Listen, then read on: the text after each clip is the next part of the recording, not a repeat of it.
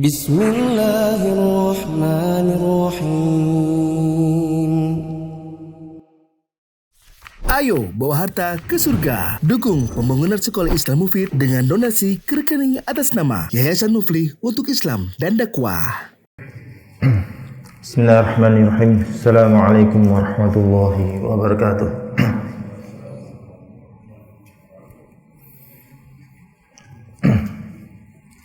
Innal hamdalillah nahmaduhu wa nasta'inuhu wa nastaghfiruh wa na'udzu bihi min shururi anfusina wa sayyiati a'malina.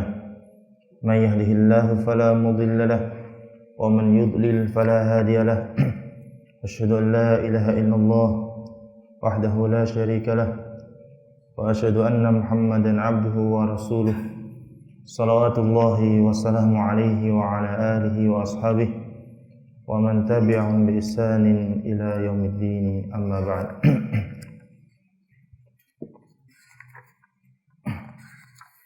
Kaifa halukum ikhwah? Alhamdulillah khair masyaallah. Nas'alullaha at-taufiq was-sadad was-salama wal afiyah fi muqabalati syahri Ramadan. Kita mohon pada Allah taufik, kemudian kesehatan dan keselamatan, lebih-lebih bentar lagi kita masuk bulan Ramadan. Semoga dalam kondisi terbaik biar bisa beribadah kepada Allah Subhanahu wa taala dengan sempurna. Hibati fillah, kita melanjutkan belajar kitab dari Syekhuna Said Yazid bin Abdul Qadir Jawas, Mulia dengan Manhaj Salaf. Masih membahas bab 8, prinsip-prinsip dakwah salafiyah. Terakhir kita masuk pada prinsip kelima, yaitu bahwasanya dakwah salafiyah itu dakwah mengajak kepada ittiba' dan memerangi taklid buta. Mengajak pada mengikuti sunnah Rasulullah dan tidak bertaklid buta. Kita masih pada pembahasan ittiba'us sunnah atau mengikuti Rasulullah sallallahu alaihi wasallam, yaitu menjadikan beliau sebagai uswah atau panutan. Yang mana di pertemuan sebelumnya kita bahas di sini, tidaklah kita menjadikan beliau sebagai panutan kecuali kita melaksanakan beberapa hal. Yang pertama, mengimani bahwa Nabi Muhammad SAW adalah manusia seperti pada umumnya yang Allah Subhanahu wa taala berikan kelebihan, bukan makhluk, bukan Tuhan atau yang diibadahi. Kedua, mengimani bahwasanya bahwasanya Nabi Muhammad SAW tidak mengetahui perkara ghaib. Yang ketiga, mengimani bahwa beliau sallallahu alaihi wasallam adalah penutup para nabi dan tidak ada lagi nabi setelah beliau alaihi salatu wasallam. Dan yang keempat, mengimani bahwa beliau adalah seorang manusia tetapi Allah muliakan dengan apa? Allah berikan wahyu kepadanya. Baik. Kemudian kita masuk pada malam ini membahas B, ya, kewajiban mentaati Rasulullah sallallahu alaihi wasallam. Hampir tidak ada yang mengingkari. Setiap kita, alhamdulillah, Allah berikan taufik, ilmu, pengetahuan dan akidah bahwasanya kita meyakini kita itu wajib mengikuti Rasulullah sallallahu alaihi wasallam dalam beribadah, dalam berakidah, bahkan dalam setiap kehidupan kita. Said Yazid menyebutkan banyak sekali nas-nas atau dalil-dalil yang mewajibkan kita untuk mengikuti Rasulullah sallallahu alaihi wasallam. Di antaranya adalah surah Ali Imran ayat 31 ini. Allah Subhanahu wa taala berfirman, "Qul in kuntum tuhibbunallaha fattabi'uni yuhibbukumullahu wa yaghfir lakum dzunubakum wallahu ghafurur rahim." Qul, katakanlah ya Muhammad, ya Rasulullah, in kuntum, apabila kalian tuhibbunallah, mencintai Allah Subhanahu wa taala, fattabi'uni, maka ikutilah aku. Artinya ikutilah sunnah Rasulullah sallallahu alaihi wasallam. Ikuti Rasulullah selama masih hidup. Ketika beliau sudah wafat, maka sunnah-sunnah atau hadis-hadis yang sahih kita ikuti. Berkata, disebutkan di tafsir At-Tabari, Imam At-Tabari pada ayat ini, dia mengatakan faja'ala ittiba'a nabiyhi sallallahu alaihi wasallam alaman li hubbihi. Allah menjadikan mengikuti nabinya sallallahu alaihi wasallam sebagai tanda kecintaan hamba kepadanya. Jadi apabila seorang hamba mengaku cinta kepada Allah Subhanahu wa taala, maka cintanya ini tidak dibenarkan atau tidak terbukti selama belum mengikuti tuntunan syariat dan sunnah Nabi Muhammad sallallahu alaihi wasallam. Karena ayat ini kalau kita baca asbabun nuzulnya ada beberapa yang berdapat secara umum berkaitan tentang orang Yahudi dan Nasrani, sebagaimana disebutkan di tafsir Al-Baghawi, nazalat hadhi suratu fil yahudi wan nasara. Ayat ini awal turunnya berkenaan tentang orang-orang Yahudi dan Nasrani dan juga orang-orang musyrik yang mereka menyembah kepada sesembahan mereka selain Allah dan mereka mengaku mencintai Allah Subhanahu wa taala. Sebagaimana wa ma na'buduhum illa liqarribuna ila Allahi zulfa. Orang-orang musyrik mengatakan kami tidak menyembah berhala-berhala itu melainkan tujuannya adalah mendekatkan kami kepada Allah Subhanahu wa taala. Jadi mereka mengaku cinta kepada Allah Subhanahu wa taala, tapi cinta mereka tidaklah benar karena kecintaan kepada Allah Subhanahu wa taala diharuskan mengikuti tata cara yang diajarkan oleh siapa? Nabi Muhammad atau Rasulullah sallallahu alaihi wasallam. Nah, tapi dalam ulumul Quran disebutkan al-ibratu li umumil lafz la bi ikhtisasis sabab. Yang diambil pelajaran adalah keumuman lafaz. Qul in kuntum, jika kalian, ini kepada semuanya. Meskipun asbabun nuzulnya kepada orang-orang Yahudi dan Nasrani. Jadi bagi kita semua pun ketika kita mengaku mencintai Allah Subhanahu wa taala, maka buktikan cinta tersebut dengan melaksanakan syariat Nabi Muhammad sallallahu alaihi wasallam, sunnah-sunnahnya. Baik yang wajib, yang terutama, yang sunnah pun kita kerjakan. Artinya kalau ada kesempatan kita mengikuti sunnah Rasulullah sallallahu alaihi wasallam, lakukan sebagai wujud kecintaan kita kepada Allah Subhanahu wa taala. Inilah akidah, ikhwan. Akidah itu bukan sekedar pemahaman. Faham, tahu, sebagaimana kita faham tentang undang-undang, tapi harus benar-benar dibarengi rasa cinta dan keyakinan yang kuat gitu. Sebuah contoh ya, ada terkait kemarin di zaman COVID ada pemerintah mewajibkan apa? Vaksinasi. Nah, ada yang bervaksin karena ikut aturan pemerintah. Kalau tidak vaksin nanti nggak bisa ini, nggak bisa ini. Ada yang vaksin karena dia yakin bahwasanya dengan vaksin dia akan atau penyakit wabah COVID akan cepat hilang.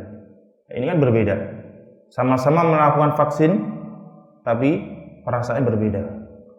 Nah, ini sekedar analogi saja. Begitupun kita sebagian memelihara jenggot atau menjaga celana atau pakaian bawah agar tidak lebih dari mata kaki, atau takut dengan menyekutukan Allah Subhanahu wa taala.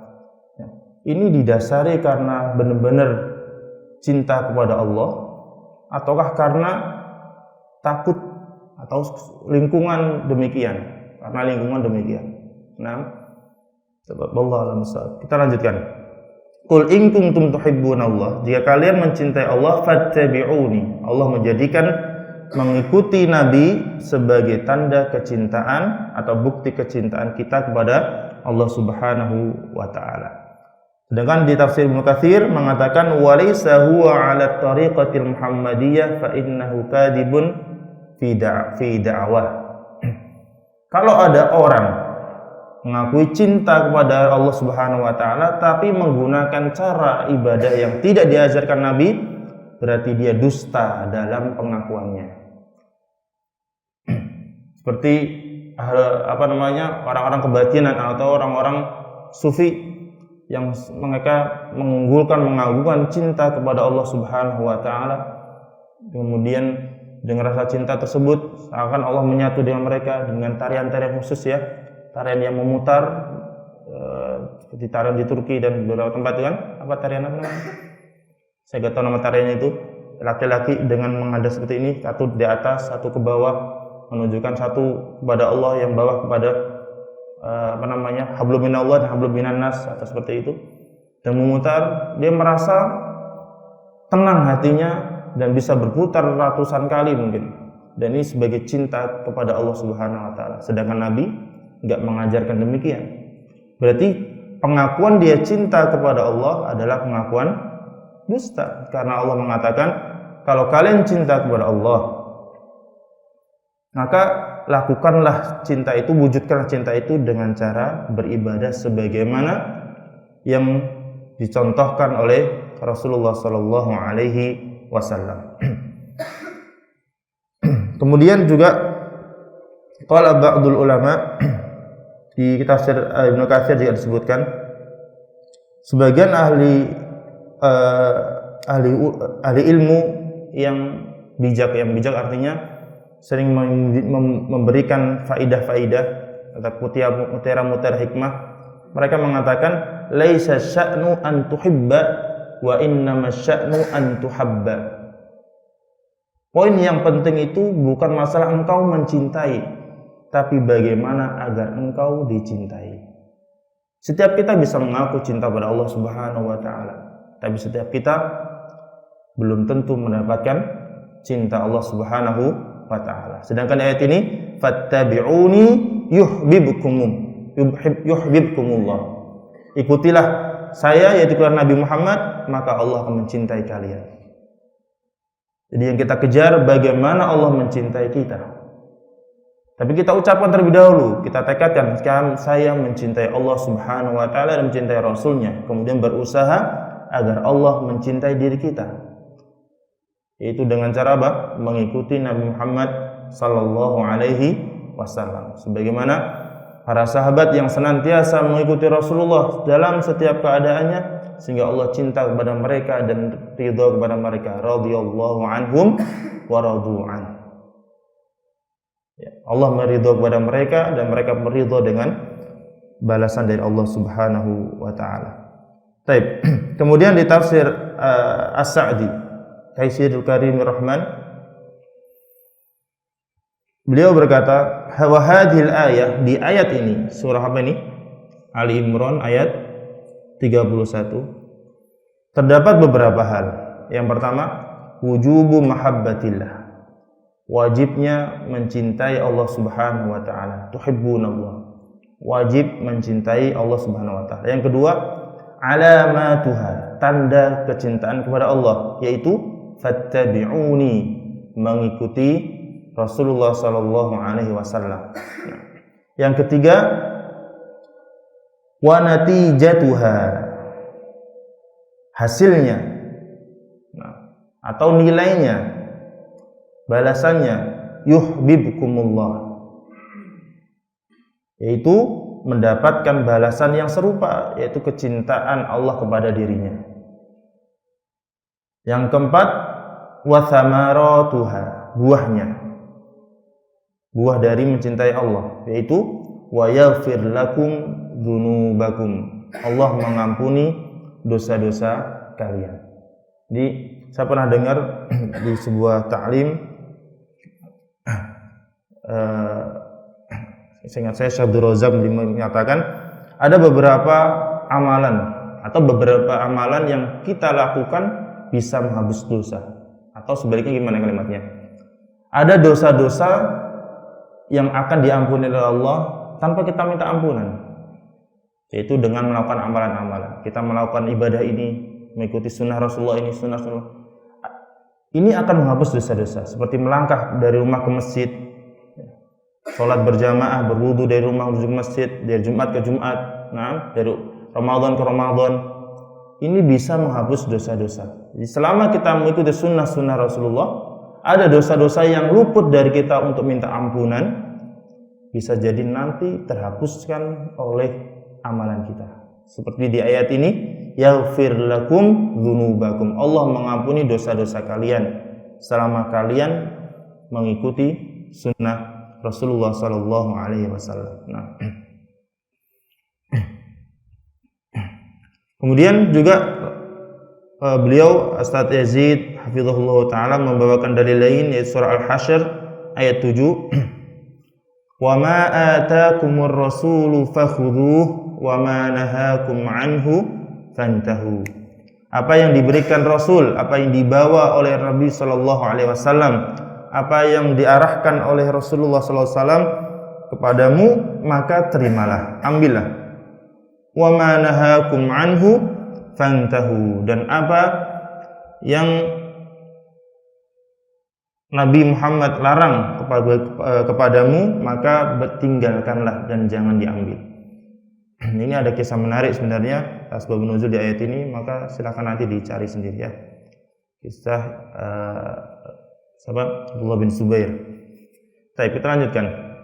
Kemudian Ustaz Yazid hafizahullah melanjutkan membawa dalil dari hadis dari Abu Hurairah radhiyallahu anhu bahwasanya Rasulullah sallallahu alaihi wasallam bersabda, "Kullu ummati yadkhulunal jannah illa man aba."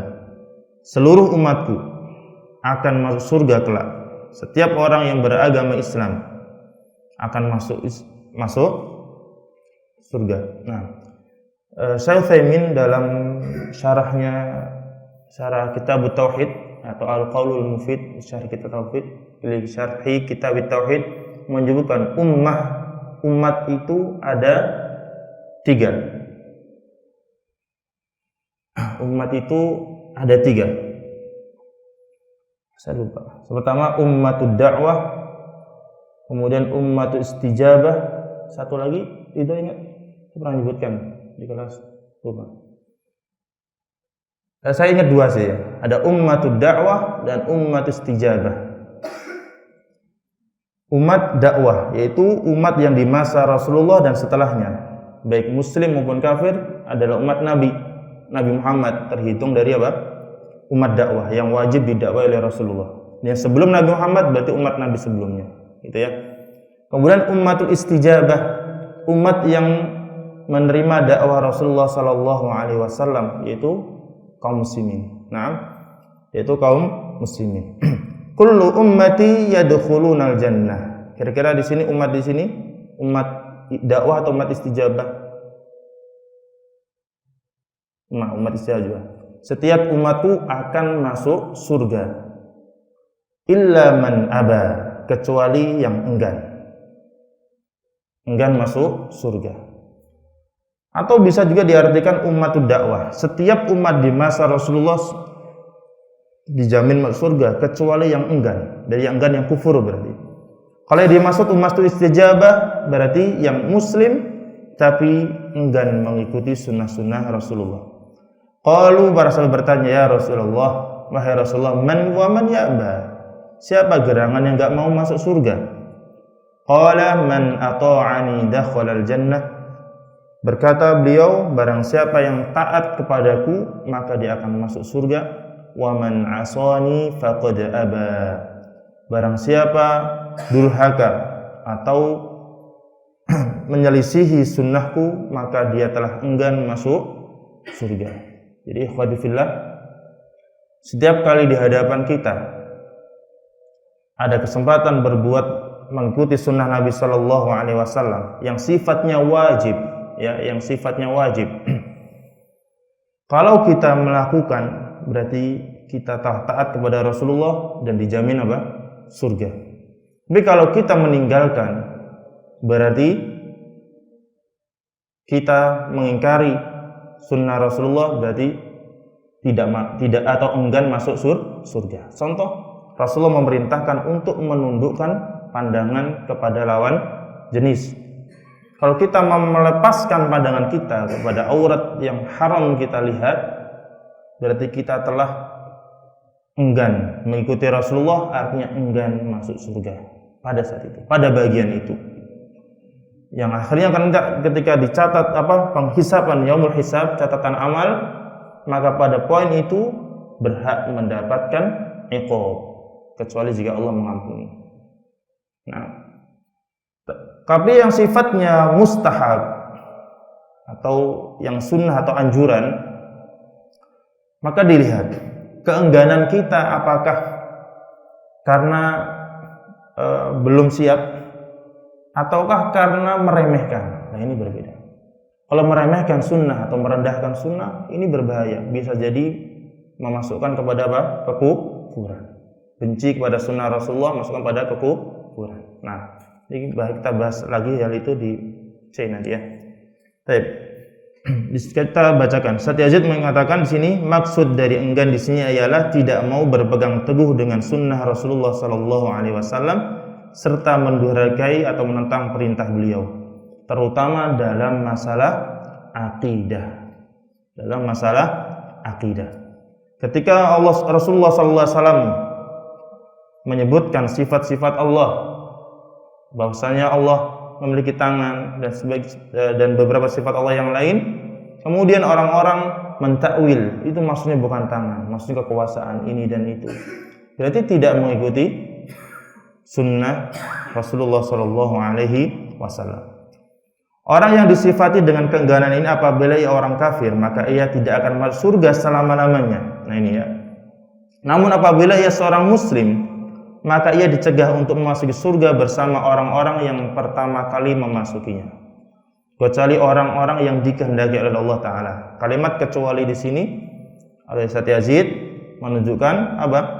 Ada apabila orang-orang tersebut mendapatkan ampunan dari Allah Subhanahu wa Ta'ala.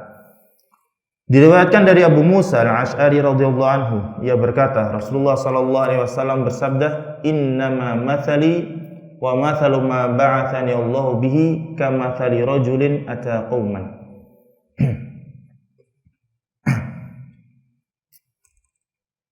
Sesungguhnya perumpamaanku, wa mathalu ma ba'athani Allah bihi, dan perumpamaan hal-hal yang Allah utus aku membawanya, yaitu wahyu. Perumpamaan Rasulullah dan wahyu yang dibawanya, itu syariat dibawanya. Kamathali rajulin, seperti seorang laki-laki ata qauman yang mendatangi kaumnya. Faqala, kemudian laki-laki tersebut berkata, "Ya qaumi, wahai kaumku, inni ra'aitul jaisha bi'ainayya." Sungguh aku menyaksikan ada pasukan musuh yang siap menyerang. Saya melihatnya dengan kedua mataku sendiri. Wa inni anan nadhirul uryan. Dan aku adalah seorang pemberi peringatan yang nyata.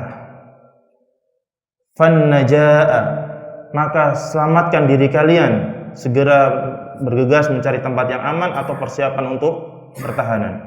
Fa'ata'ahu ta'ifatun min qaumih, kemudian sebagian kaum tadi mendengarkan arahan laki-laki tersebut. Fa'adlaju, dan mereka lari menyelamatkan diri. Fangtalaqu ala mahlihim,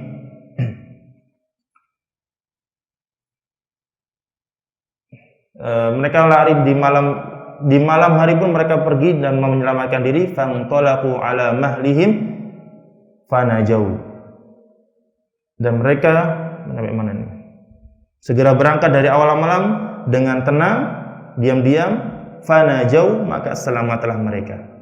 Wa kadzabat ta'ifatun minhum, kemudian kelompok sebagian yang lain, fa asbahu makanahum, tidak memperdulikan peringatan dari laki-laki tadi, dan mereka tetap berada di rumahnya hingga pagi hari. Fa sabbahahumul jaish, maka pagi-pagi sekali pasukan tadi datang dan menyerang mereka. Fa ahlakahum, menghancurkan mereka. Wajtahahum, dan membinasakan mereka. Fadzalika mathalu man ata'ani, Maka yang demikian itu perumpamaan seperti perumpamaan orang-orang yang taat kepadaku, fattaba'a ma ji'tu bih, dan mengikuti apa yang aku bawa. Wa mathalu man 'asani, dan sebagian lagi seperti orang-orang yang berdurhaka kepadaku, wa kadzdzaba bima ji'tu bih, dan tidak percaya serta mendustakan ajaran yang aku bawa, minal haqqi, berupa kebenaran. Ini perumpamaan dari Rasulullah sallallahu alaihi wasallam. Ikhwati fillah, dengan membaca hadis-hadis seperti ini, kita renungkan di rumah sekali, akan mengokohkan akidah kita.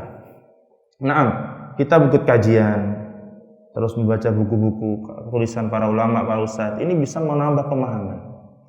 Tapi yang jauh lebih besar bisa mengokohkan pemahaman kita adalah mentadabburi Al-Quran dan mentadabburi hadis Nabi sallallahu alaihi wasallam. Adapun ajaran para ustadz-ustadz dan ini adalah arahan kepada kita bagaimana cara memahami Al-Quran dan hadis. Kalau sudah dikasih tahu arahan, maka kembali kepada Al-Quran, baca Al-Quran, tadabburi. Juz 30 kalau kita pelajari, tadabburi, itu akan menguatkan keimanan kita, akidah kita tentang hari akhirat. Kalau kita membaca hadis-hadis seperti ini, kita renungi, tadabburi, maka akan tumbuh cinta kita pada Nabi Muhammad dan akidah kita menjadi kuat, serta semangat untuk mengikuti sunnah Nabi Sallallahu Alaihi Wasallam. Maka jangan hiraukan. Ada beberapa orang mengatakan jangan langsung baca Al-Quran, tafsir sendiri tanpa arahan guru. Jangan langsung baca hadis Bukhari tanpa arahan guru gitu. Ya nanti kita nggak baca-baca, sahih baca.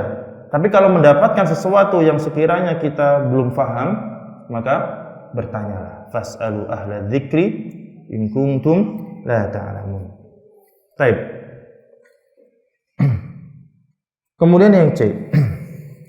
Sekarang ancaman menentang perintah Rasulullah sallallahu alaihi wasallam. Ingat poinnya, menentang. Nah, enggak. Rasulullah sallallahu alaihi wasallam telah memerintahkan kaum muslimin agar taat kepada beliau.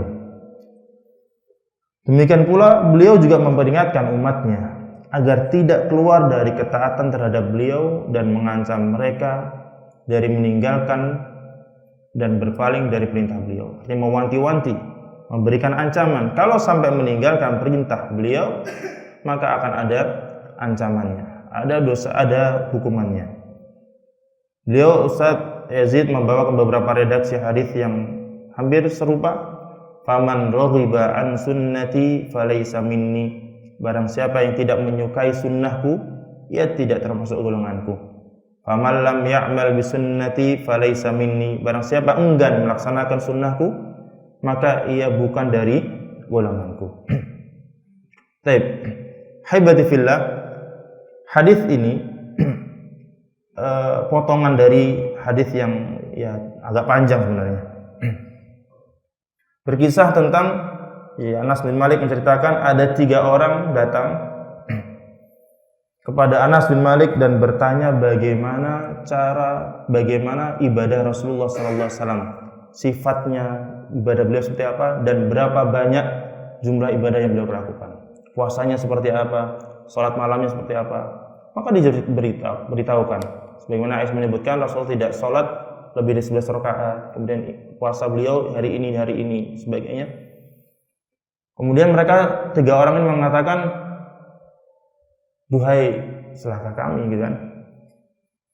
Itu kan Rasulullah yang sudah dijamin surga dan terlindungi dari dosa dan Allah menjaga beliau dari api neraka. Bagaimana dengan kita? Satunya mengatakan saya akan sholat malam terus tanpa henti. Yang satunya akan dari awal malam sampai pagi terus setiap hari. Yang satunya mengatakan saya akan terus berpuasa tanpa henti setiap hari. Yang satunya mengatakan saya tidak akan menikahi wanita. Saya akan memberikan hidup saya untuk beribadah. Kemudian Rasulullah Shallallahu Alaihi Wasallam pun menegurnya. Nah, dengan kalimat man raghiba an sunnati falaysa minni.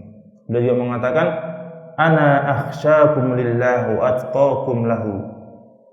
Saya adalah orang yang paling takut di antara kalian kepada Allah. Seluruh manusia, siapa orang yang paling bertakwa kepada Allah? Nabi Muhammad. Seluruh manusia, siapa orang yang paling takut kepada Allah Subhanahu wa taala? Nabi Muhammad. Beliau pernah mengatakan, "Wallahi, seandainya kalian mengetahui, melihat apa yang aku lihat, la tabkuna katsira wa tadhakuna qalila wa tabkuna katsira." Niscaya kalian akan lebih banyak menangis dan sedikit tertawa. Pun demikian, beliau beribadahnya dapat ditiru oleh seluruh umat manusia. Adapun 3 orang ini, kalau ibadahnya demikian, tidak semua orang mampu melaksanakan. Dari hadis ini saya tadi mendapatkan beberapa faedah. Saya ambil dari web Ad-Durarus Tsaniyah, itu sering bisa buat rujukan untuk mencari tafsir penjelasan hadis. Di antara faedah hadis ini adalah al-iktisadu fil ibadah bittiba'i nahjin Nabi sallallahu alaihi wasallam. Ya, sederhana dalam beribadah dengan mencukupkan diri mengikuti tata cara Rasulullah sallallahu alaihi wasallam. Penyakit seperti tadi, merasa belum puas, merasa ini, itu menular terus menerus sampai akhir zaman. Ada orang yang beribadah dengan menyendiri, berzikir tanpa henti, kemudian dengan cara sebagian ada yang sampai menyiksa diri, dengan yang hal aneh-aneh. Maka itu hulu, berlebihan, tidak baik. Dan dalam agama Islam itu tawassut, pertengahan, tidak menyepelekan dan juga tidak berlebihan. Namanya hulu atau tasaddud. Rasulullah mengatakan, janganlah kalian berlebihan dalam beragama, nanti kalian akan terkalahkan. Di faedah kedua, ada mutasaddud fil ibadah, tidak boleh terlalu ngoyo. Apa ngoyo itu? Berlebihan dalam beribadah di luar kemampuan. Kalau kita tipe orang yang gak kuat berpuasa, ya puasanya dibagi. Rasulullah memberikan pilihan kan. Kalau pengen puasa sunnah, bisa yang ringan Senin dan Kamis. Gak kuat Senin dan Kamis, saya setiap pekan puasa, gak kuat. Bisa pilih 3 hari dalam sebulan. 3 hari dalam sebulan, yaitu di Ayyamul Bid. Bahkan di hadits Abu Hurairah tersebut sebutkan secara umum, sebenarnya boleh mau di awal bulan 1, di tengah bulan 1, di akhir bulan 1, atau di tengah-tengahnya, tiga-tiganya. Untuk pilihan. Jadi hadis sunnah Rasulullah itu demikian. Saya akan berikan pilihan. Yang jelas jangan sama sekali tidak beribadah kepada Allah Subhanahu wa taala. Salat sunnah pun demikian. Yang kuat bangun malam, salat malam. Yang tidak kuat, salat witir sebelum tidur.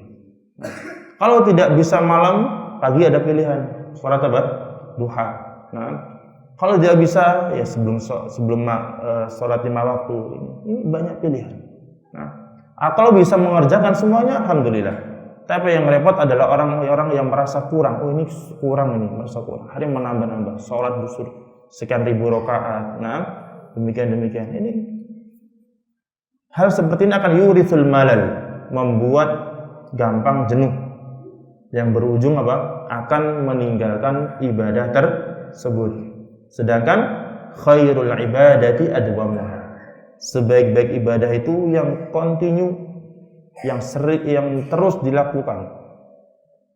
Dalam sebuah hadis dengan fama balu rajulin, bagaimana kondisi orang tersebut yang sholat malam kemudian besoknya tidak. Ya, ini justru menjadi catatan. Jadi hal yang kurang. Ya. Sudah. Ibaratnya gini, kalau kita sudah merasakan sesuatu yang enak. Contoh ya, analogi. Kita pernah singgah sebuah rumah makan di tempat tersebut enak, murah. Kira-kira kalau lewat tempat itu, lewat ke jalur tadi lagi, mampir atau tidak? Kita mampir. Kemudian, atau kita beriksa ke sebuah dokter. Dokter ini pelayanannya bagus, menenangkan, memberikan arahan, ini. Buat hati pasiennya senang. Maka ketika dia sakit lagi pasti akan langsung ke arah dokter tersebut. Begitu dalam ibadah. Kalau kita merasakan sholat malam nikmat, maka aneh kalau besoknya tidak melakukan lagi gitu. Demikian ya. Jadi lebih baik ibadah kita enggak terlalu banyak, tetapi meskipun enggak banyak, tapi dilakukan secara kontinu. Demikian. Wallahu a'lam. Di hadis ini juga dapat diambil faedah bahwasanya ahsan nasi lillahi wa atqahum lahu ar-rasul. Orang yang paling takut kepada Allah dan paling bertakwa adalah Rasulullah sallallahu alaihi wasallam. Jadi, kalau kita ingin bertakwa kepada Allah, enggak usah buat perkara baru atau perkara bid'ah dalam ibadah, cukup mengikuti Rasulullah sallallahu alaihi wasallam. Di hadis ini disebutkan di Said Yazid, "Man 'amila 'amalan laisa 'alaihi amruna fahuwa raddun." Barang siapa melakukan suatu amalan yang tidak termasuk dalam urusan agama kami atau tidak ada perintah dari kami, maka amalan tersebut apa? Tertolak. Karena yang paling tahu cara beribadah kepada Allah adalah Rasulullah. Maka cukupkan mengikuti ibadah, melakukan ibadah dengan mengikuti sunnah Rasulullah sallallahu alaihi wasallam. Sekarang deh, saya izin dulu.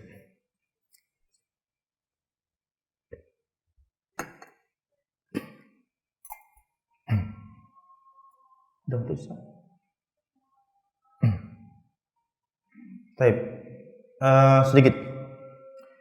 Ini ada catatan sebelum ke D, masih hadis tadi, ada catatan lagi saya lewatan.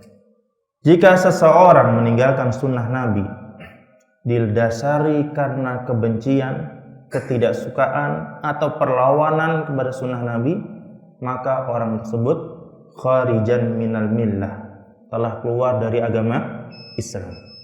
Telah keluar dari agama Islam. Seorang contoh mungkin terutama seperti wanita yang mungkin tidak rela kalau suaminya poligami. Nah, ini kalau dia tidak suka enggak suaminya poligami, enggak masalah, tapi jangan sampai membenci syariat poligami. Kemudian ada orang tidak suka dengan paras berjenggot karena kelihatan kotor bagi dia. Sebagian seperti itu ya. Tapi dia tahu itu adalah sunnah Nabi. Maka jangan sampai pada batas dia membenci sunnah tersebut. Maka bisa mengeluarkan dia dari Islam. Tapi kalau sebatas karena nggak suka, karena dia tidak memandang itu, karena dia menyelisih sunnah Nabi, maka itu masuknya dosa. Sesuai tingkatan dosanya, bisa dosa besar dan sebagainya, sesuai kadar dia mengingkari sunnah. Tapi kalau udah sampai batas benci pada sunnah Rasulullah, maka telah batal syahadat Rasulnya. Asyhadu anna Muhammadar Rasulullah, telah batal. Wal iyadu billah, kita berlindung kepada Allah Subhanahu wa taala dari sikap demikian. Baik, adzan terlebih dahulu. Barakallahu fikum. Sebagian orang ada yang berkata, saya baru hijrah, saya ingin ikut pengajian, saya ingin belajar Islam, tapi saya bingung mulai dari mana saya harus belajar. Ada lagi yang berkata, saya mau ikut kajian, tapi setelah sampai di tempat kajian, rupanya pembahasan sudah ada di tengah buku. Sebagian teman-teman yang ikut kajian online, kadang ada yang berkata, saya kalau ikut kajian online 1-2 jam, terus terang kadang kurang fokus. Itulah kenapa Mufid Islamic Academy atau MIA hadir di tengah-tengah kaum muslimin untuk menawarkan metodologi pembelajaran melalui kitab-kitab para ulama secara terstruktur dan berjenjang. Di Mufid Islamic Academy, kita belajar Islam dari dasar. Belajarnya secara runut dan sistematis. Kurikulum disusun sesuai dengan kebutuhan, khususnya bagi orang-orang yang baru hijrah atau yang baru ingin belajar Islam.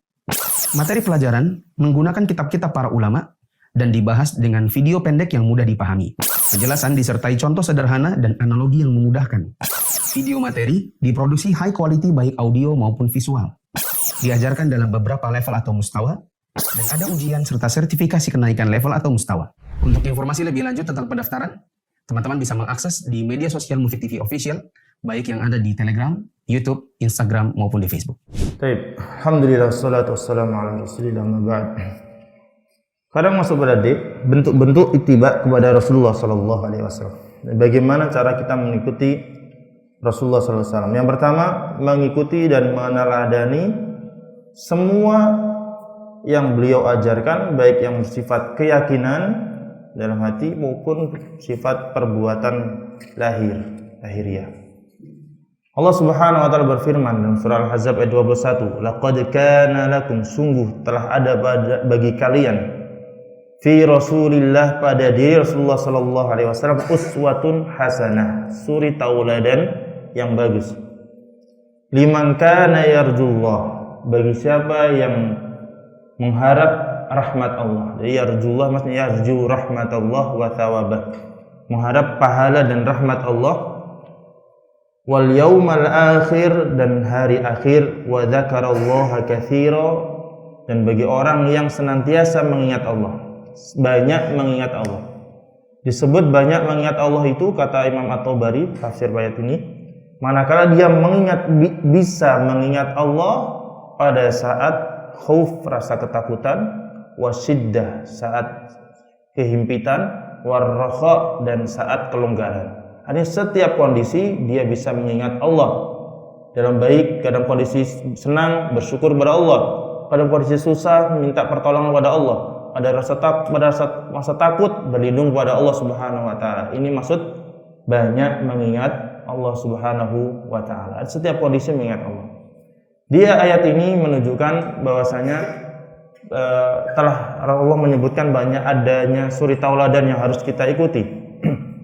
Jadi seakan-akan khobariyah, tapi maknanya perintah untuk mengikuti Rasulullah sallallahu alaihi wasallam. Disebutkan dalam tafsir As-Sa'di, para ahli usul fikih menjadikan ayat ini sebagai pegangan atau hujjah bahwasanya setiap perbuatan Rasulullah sallallahu alaihi wasallam adalah hukum, bisa bersumber padanya hukum-hukum atau dalil-dalil syar'i yang dilaksanakan oleh seluruh umatnya, kecuali ada dalil khusus yang menunjukkan perbuatan tersebut khusus bagi Nabi, bukan bagi umatnya.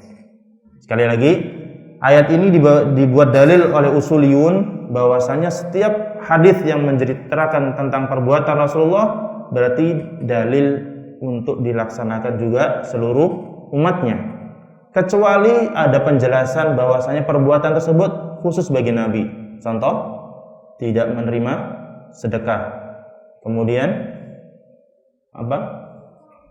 menikah lebih dari 4, kemudian sholat witir wajib bagi beliau alaihi salatu wassalam, kemudian puasa wisol 2 hari tanpa berbuka. Itu kekhususan bagi Rasulullah SAW dan beberapa hal yang lain. Kalau ada penjelasan tersebut berarti memang umatnya tidak mengikuti gitu. Tapi selainnya maka seluruhnya mengikuti Rasulullah sallallahu alaihi wasallam. Jadi semua keadaan beliau sebagaimana juga disebutkan di tafsir At-Tabari. Baik. Jadi mengikuti Rasulullah yang pertama menjadikan beliau sebagai suri tauladan. Yang kedua, menjadikan sunnah Rasulullah sallallahu alaihi wasallam sebagai hakim, sebagai rujukan, sebagai pegangan. Yaitu dalilnya adalah surah An-Nisa ayat 59, ya ayyuhalladzina amanu, wahai orang-orang yang beriman, atii'ullaha wa atii'ur rasul, taatilah Allah dan taati Rasulnya, wa ulil amri minkum, dan ulil amri di antara kalian. Al-Imam Ibnu Katsir menafsirkan ulil amri setelah memberikan beberapa pendapat dari ulama tabi'in. Dirangkum beliau, jadi ulil amri itu adalah 2, al-umara wal ulama, pemimpin negeri dan para ulama. Tapi sejatinya adalah para ulama lebih dulu, baru al-umara. Di ulil amri itu para pemimpin dan para ahli ilmu. Fa in tanaza'tum fi syai'in, apabila kalian berselisih pada sebuah hal, farudduhu ilallahi war rasul, maka kembalikan hal tersebut kepada Allah dan Rasulnya. In kuntum tu'minuna billahi wal yaumil akhir,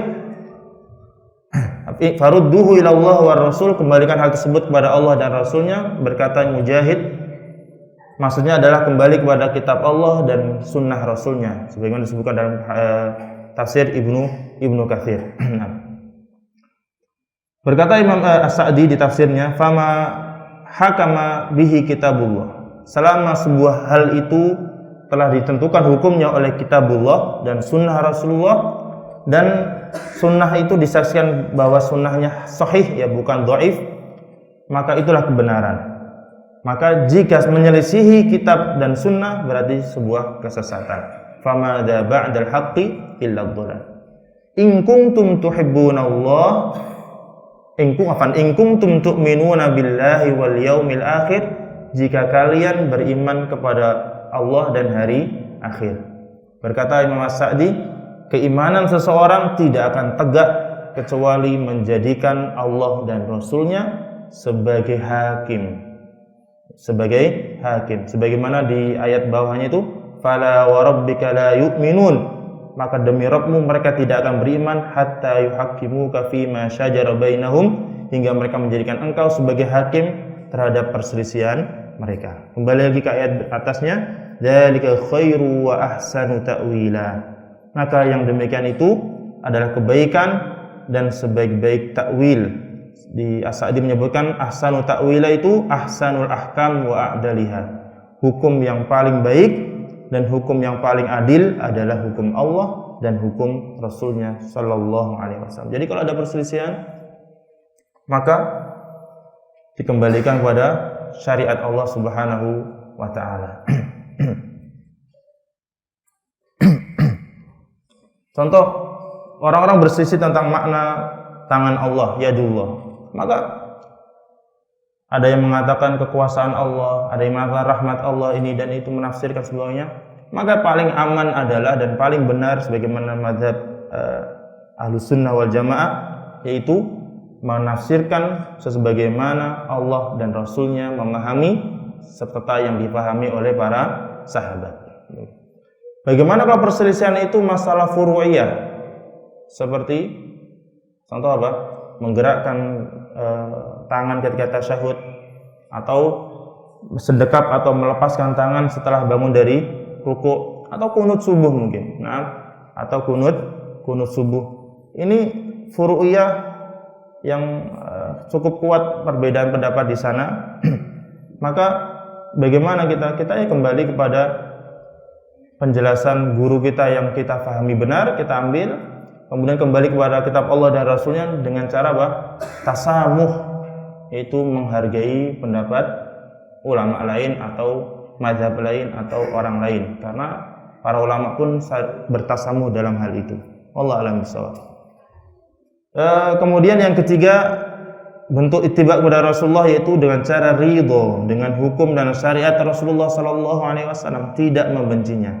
Seperti tadi ya, man raghiba an sunnati falaysa minni. Juga di sini disebutkan hadisnya oleh dibawakan oleh Ustaz Yazid dari Al-Abbas bin Abdul Muttalib radhiyallahu anhu, bahwasanya mendengar Rasulullah SAW bersabda, "Dzaqa ta'mal iman," akan merasakan manisnya keimanan orang yang mengatakan man radhiya billahi robba, yang ridho kepada Allah sebagai Rabb, wa bil islami dina, agama Islam sebagai pegangan, wa bi Muhammadin sallallahu alaihi wasallam rasulah, dan Nabi Muhammad sebagai suri tauladan.